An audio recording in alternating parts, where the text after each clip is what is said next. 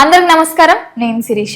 ప్రస్తుతం మనతో పాటు ఉన్నారు ప్రముఖ ఆధ్యాత్మికవేత్త, జ్యోతిష్య పండితులు, శ్రీచక్ర ఉపాసకులు మణికంఠ శర్మ గారు. గురుగారితో మాట్లాడదాం. నమస్కారం గురుగారు. గురుగారు, ముఖ్యంగా ఈ ఫిబ్రవరి 17న మహాశివరాత్రి వస్తుంది. సో ముఖ్యంగా చూసుకుంటే ఆ పర్వదిన విశిష్టత ఏంటంటారు? ఎలాంటి విధి విధానాలు పాటించవచ్చు అంటారు? త్రయోదశి ఆదివారము 15వ తారీఖున మహాశివరాత్రి. ఆ రోజు పరమశివుడికి ప్రీతికరమైన రోజుగా భావిస్తుంటాం. జన్మానుకో శివరాత్రి అనేటువంటిది నానుడి. అంటే రోజు శివాయ శివాయ శివాయ అనలేకపోయినా ఆ ఒక్కరోజు పరమశివుడి పేరు చెప్పుకోండి అయ్యా, సకలము ఇచ్చేస్తాడు బోళాశంకరుడు అనేటువంటిది నానుడి. మనకి ఎలా ఉంటుంది అంటే శివారాధన అనేటువంటిది ఈ సమయంలో చేయాలి, ఈ సమయంలో చేయకూడదు అని రూల్ ఏమి ఉండదు. ఫస్ట్ గుర్తుపెట్టుకోండి, బోళాశంకరుడు ఆయన. అందరము ఐశ్వర్యం కావాలి, ఆరోగ్యం కావాలి అంటే ఈశ్వరారాధనే ప్రధానం. మంగళప్రదాయుడు ఆయన. పైగా శివరాత్రి రోజు శివ శివ శివ అంటూ చలి ఎగిరిపోతుంది అయ్యాట. అంటే మనలో ఉన్నటువంటి కొంత భయం పోతుంది. చలి అనేసరికి ఇంట్లో పెద్దవాళ్ళకి ఏమవుతుందో అనేటువంటి భయం ఉంటుంది. ఆ భయం పోతుంది అని అర్థం.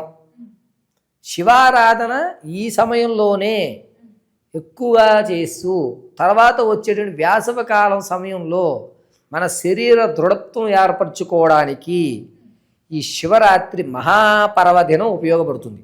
ఏ విధంగా అంటే ఇప్పటి వరకు మన బాడీ హీట్ కావాలి అని అడుగుదాం, అంటే చలిమంటలు కాల్చాం. ఇప్పుడు నుంచి చలిమంటలు కాగరు ఎవరును. చల్లగా ఎక్కడ ఉంటుంది, నీడ ఎక్కడ ఉంటుందని వెతుక్కుంటూ ఉంటాం. అంటే ఒక సమయం నుంచి మరొక సమయంలోకి మనం మార్పు చెందుతాం. ఈ మార్పు చెందేటప్పుడు ఈశ్వరా నీ అనుగ్రహం కావాలి నాయనా అని చెప్పి కేవలము ఒక రోజంతా కూడా ఏమీ తినకుండా ఉపవాస దీక్ష చేస్తూ నమశివాయ నమశివాయ అంటూ ఈశ్వరుడి యొక్క పాదాలు ఎవరైతే పట్టుకుంటారో రానున్న రోజులు ఆయన మనల్ని చల్లగా చూస్తాడు అని నానుడి. కాబట్టి శివరాత్రి రోజు జాగారం చేస్తూ ఉంటారు. ఈ జాగార విషయంలో తెల్లవారుజామునే ఇల్లంతా శుభ్రం గావించుకుని, అంటే ఆదివారం రోజు తెల్లవారుజామున 3:30-4 లోపు ఇల్లు శుభ్రం చేసుకుని 4 గంటల 24 నిమిషాలు టైం గుర్తుపెట్టుకోండి. 4 గంటల 24 నిమిషాలకు ఇంట్లో దీపారాధన చేసుకుని ధూపం చూపించుకుని పాలు నైవేద్యంగా సమర్పించి ఉపవాస దీక్ష తీసుకుంటారు. అయితే కొంతమందికి బీపీ షుగర్లు కాలమాన పరిస్థితుల ప్రకారంగా అనేకమైన రుగ్రోధాలు ఉండడం వల్ల అటువంటి వారు పళ్ళు పాలు తాగి ట్యాబ్లెట్లు వేసుకుని గడపచ్చు. శరీరాన్ని ఇబ్బంది పెట్టకుండా చేసేటువంటిదే ఉపవాస దీక్ష తప్ప భగవంతుడు నేను శిక్షిచ్చేస్తాడేమో, నేను కఠినంగా ఉండాలి, నీళ్ళు కూడా తాకుండా ఉండాలి అనేటువంటిది ఎక్కడా లేదు. అసలు ఉపవాసము అంటే నీ శరీరము నిద్రపోకుండా, నీ శరీరం శివనామస్మరణ చేయడానికి అలిసిపోకుండా, నీ శరీరము చెడు ఆలోచనలు జరగకుండా నీ బాడీ ఎంతవరకు నిలబడగలుగుతుందో అంతవరకు మనం నిలబెట్టాలి. ఏమీ తినకుండా ఉన్నారనుకోండి, నీరసం వస్తుంది. అప్పుడు శివ అనడం కంటే శివరాత్రి ఇప్పుడు అయిపోతుందో అన్న మాటే ఉంటుంది. శివనామస్మరణ మీద ధ్యాస ఉండదు. ముందు ఆత్మారాముడు క్షేమం చేయాలి అంటే కడుపులో ఏదో ఒకటి ఆరోగ్యరీత్యా ఒక పండో ఫలమో తిని చేసుకోవాలి. కఠినమైనటువంటి దీక్ష చేస్తే కనుక నీ శరీరము శివనామస్మరణకి దోహదపడే విధంగా ఉంటేనే చేయండి. అంతే తప్ప జనాల కోసం చెయ్యొద్దు. నీ కోసం నువ్వు చేస్తే శివరాత్రి చెయ్యి, సాధ్యమైతే చేసుకోవచ్చు. అంతే తప్ప అయ్యో ఏమైపోతుందో ఈరోజు చేయకపోతే అనేది లేదు. కేవలము నమశివాయ నమ నమశివాయ నమ అని ఆ రోజంతా స్మరణ చేయడానికి నీకు ఎనర్జీ ఉన్నంత వరకు చేసుకోండి. సాయం సంధ్య వేళ మళ్ళీ ఇల్లు తుడుచుకుని దీపారాధన గావించుకుని ఏదన్నా దగ్గరలో ఉన్న శివాలయానికి వెళ్ళి చెంబు నీళ్ళు స్వామివారికి సమర్పించి పండో ఫలమో నైవేద్యం పెట్టి అది ఆరగించి ఆ రోజు స్వామివారి సన్నిధిలో ఉండడమే మంచిది. పైగా రాత్రి జాగారం అనేటువంటిది శివనామస్మరణ కానీ శివ భజన కానీ లేదా శివ పురాణం కానీ వింటూ ఉండడమని మనకి విషయాలు చెప్తున్నాయి. ఏదన్నా దేవాలయం శివపార్వతుల కళ్యాణం జరుగుతున్నప్పుడు లేకపోతే రుద్రాభిషేకాలు జరుగుతున్నప్పుడు వాటిలో పాల్గొంటే ఆ పాజిటివ్ ఎనర్జీ మనం అందిపుచ్చుకోవడం జరుగుతుంది. గురుగారు ముఖ్యంగా కొంతమంది ఉపవాసాలు ఉంటుంటారు కదా, కొన్ని ప్రాంతీయ వాళ్ళు నార్మల్గా అంటుంటారు శివరాత్రి సోమవారం వస్తే పట్టుకోండి, కొత్తగా చేసేవారు కొత్తగా ఉపవాసం ఉండేవాళ్ళు సోమవారం వస్తే మీరు పట్టుకోండి అనే దాంట్లో అంటుంటారు. మరి ఇది ఆధ్యాత్మిక పరంగా చూసుకుంటే అలా ఉంటుందా, లేకపోతే ఎప్పుడైనా శివరాత్రి అప్పుడు పట్టుకోవచ్చు అంటారు? శివరాత్రికి అందులోనూ శివుడికి ఏంటంటే సోమవారం ప్రాధాన్యం, అమ్మవారు అయితే మంగళవారం, గణపతి అయితే బుధవారం అనేది ఉండదండి. అసలు భగవంతుడు నిరాకారుడు అనేటువంటి విషయం గుర్తుపెట్టుకోండి. నీ సంకల్పం మంచిది అయితే ఏ రోజన్నా ప్రారంభం చేయొచ్చు. మంచి పని చేయడానికి శ్రీకారం ఏ రోజైతే అనుకుంటారో అదే రోజు. అర్థమైందండి? చెడు పని చేయడానికి అయితే ముహూర్తాలను ఎత్తుక్కోవాలి తప్ప నువ్వు ఈశ్వరుడు ఆరాధన చేయడానికి, ఈశ్వరుడు యొక్క పాదాలు పట్టుకోవడానికి సోమవారం పట్టుకోండి, మంగళవారం పట్టుకోండి, ఇది లేవు. కానీ నువ్వు పట్టుకునేటువంటి విధానం ఎలా ఉండాలంటే అది సాధించేటట్టుగా ఉండాలి. కాబట్టి నీ నక్షత్రానికి ఆ రోజు ఉన్నటువంటి నక్షత్రానికి తారాబలం కడతారండి. అంటే ఏంటంటే ఒక సంకల్పం, ఇన్ని రోజులు దీక్ష చేయాలనుకుంటారు కదా, ఆ దీక్షలో ఆటంకాలు రాకుండా ఉండాలి అంటే తారాబలం కట్టండి, అంతే తప్ప రోజు బలాలు కాదు. తారాబలం అంటారు. అంటే మిత్రతార వచ్చిందనుకోండి, నీకు ఇబ్బంది కలుగుతున్నప్పుడు ఎవరైనా వచ్చి నీకు సహాయం చేస్తారు.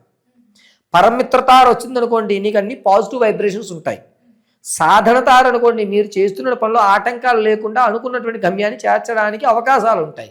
ఇలాగా మీరు సోమవారం పట్టండి, బుధవారం పట్టండి కాదు, తారాబలం ఆధారంగా మీరు ఏ సంకల్పమైనా చేయండి అనేది మాత్రం చెప్పచ్చు.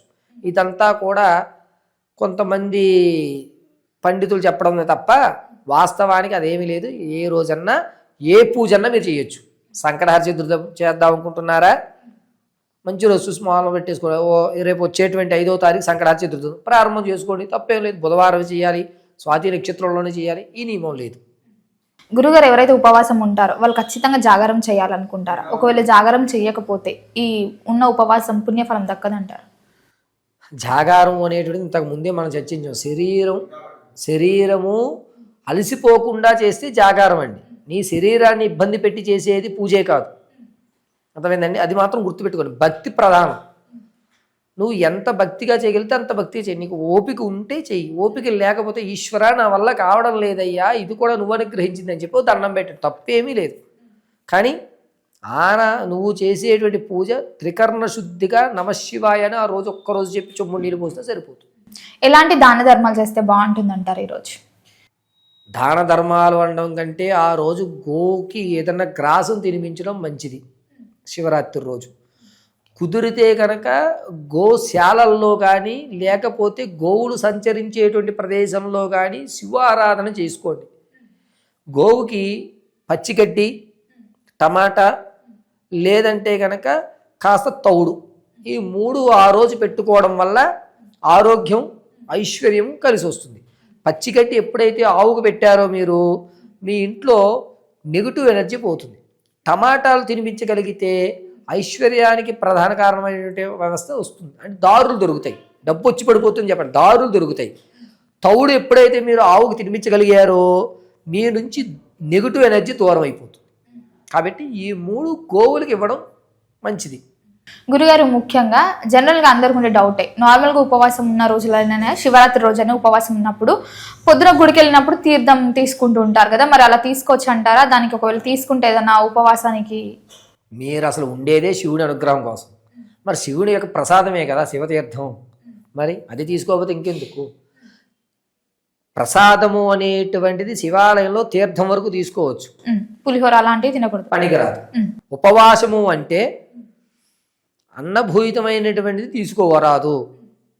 ఎప్పుడు తీసుకోవాలి? సాయంత్రం శివపార్వతుల కళ్యాణం అయిన తదనంతరం 12 గంటలకి లింగోద్భవ అభిషేకం పూర్తయిన తర్వాత పులిహోర పెడతారు, సో అది తినండి.